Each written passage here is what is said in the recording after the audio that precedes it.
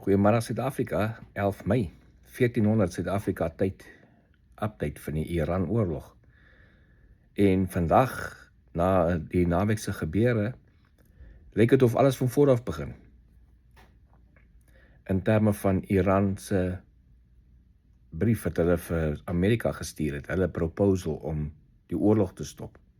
In die proposal sê hulle demand onmiddellike stop van die oorlog, met 'n gradual opening van die Strait of Hormuz in ruil vir die blokkade, Amerikaanse blokkade, om weggevat te word, dat die oop gaan connect.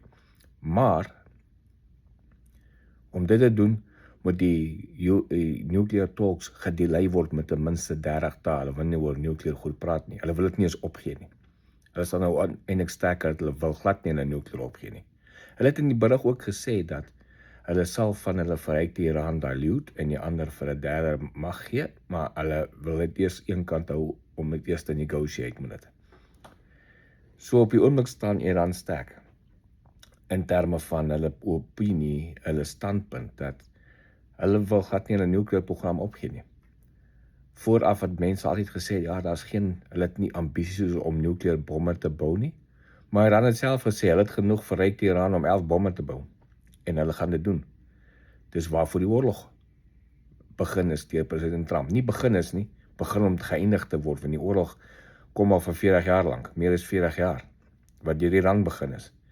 Toe hulle ons ambassade se mense daar gevangene geneem het en vir baie maande hostage gehou het, en tussen in daai tyd tot nou toe al oor 1000 Amerikaanse soldate doodgemaak het. So hier staan ons op 'n standpunt. President Trump het net gesê, sorry, hy gaan nie hulle versoek is ridiculous, hy gaan dit nie aanvaar nie.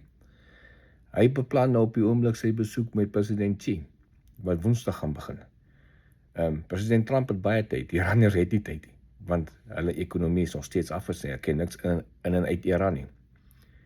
Die probleem met die IRGC is, hulle worry nie of die plek afbrand en daar niks oorbly vir die populasie nie, hulle sal oor ashes rol, maar hulle worry nie oor dit nie, solank hulle net in charge kan bly.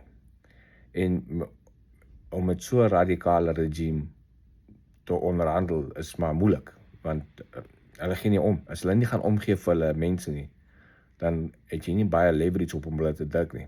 Al wat hulle nou op hulle het is die ekonomie, wat nie te lank meer gaan hou vir hulle nie. Kyk na hulle currency, hulle geldwaarde totaal geval nou. Hulle inflasie is al ver oor die 100% op sekere goederes. So, dit is vir hulle, maar hulle worry nie, want hulle populasie kan maar suffer, dit is vir hulle niks nie. President Trump en president Xi gaan die week ontmoet daar in China, in Beijing, op Woensdag en Donderdag, en die is definitief hoog op die besprekingslys. Ons sal nou maar sien of daar kan druk van president Xi afkom op Iranse leierskap, om hulle storm te stop, dat hierdie ding kan einde kry. President Trump het baie tyd, vir hom plaat nie, die Strait of Hormuz maak niks vir Amerikaanse ekonomie regtig nie.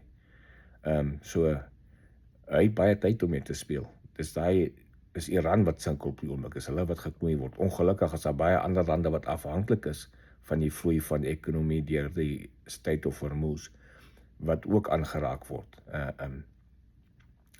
Daarom sê president Trump al van die begin af, die ander lande wat regtig behoefte het om die oop te hou, moet hulle deel bring, en toe kom help om my plek oop te hou. Een van Iranse voorwaardes was, okay, ons kan die oorlog stop, maar dan wil ons ten volle beheer oor Strait of Hormuz hê, en dis no-go. Jy kan nie net 'n land vat, 'n land totale beheer oor 'n internasionale water gee nie. Dis 'n no-go. So, dis waar ons vandag sit. President of minister Netanyahu, Israel se leier, hy het ook gesê, hierdie oorlog is nie verby tot Iran nie hulle nuclear wapens opgee nie, en hulle nuclear capability opgee nie. So hulle verrykte Iran, enige centrifuges wat nog werk, al die moet gedismantle word. Eers dan is hierdie oorlog verby. So hy hou op, hulle bly reg, hulle is saam met Amerika in die skietstaking, maar hulle is ook op hulle eie. Hulle kan besluit, hulle voel nie dat hierdie ding gaan 'n rigting toe nie, en hulle gaan die centrifuges in plekke wat nog gaan staan tref. So hierdie ding is nog lankie verby nie. Hierdie ding kan nog ruk aangaan. En ongelukkig gaan die wêreldekonomie daaronder lê. En so op 'n stadium gaan hulle op 'n punt moet kom waar daar besluit moet gemaak word, wat maak ons nou en gaan vorentoe. Ons sal maar sien wat hy besluit hierdie week. Dit is up in air vir enige iemand om te kan raai ripa speel, om te sien wat gaan gebeur. Maar op die oomblik wat ons sien vandag, gaan nog aangaan vir 'n paar dae ten minste. En kan miskien vir weke aanhou. So ek is Morne Botha vir Koppel TV. Geniet die dag.